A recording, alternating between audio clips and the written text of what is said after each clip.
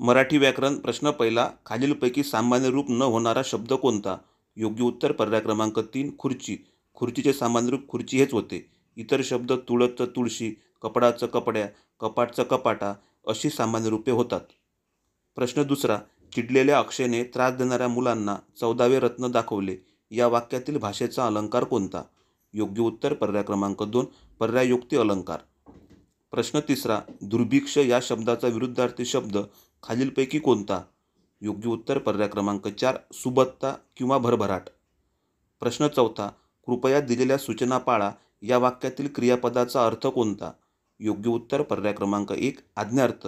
वाक्यातील क्रियापदावरून आज्ञेचा बोध होतो. प्रश्न पाचवा. केवळ वाक्यात किंवा शुद्ध वाक्यात किती विधेय असतात? योग्य उत्तर पर्याय क्रमांक 1 फक्त 1. विधेय म्हणजे क्रियापद.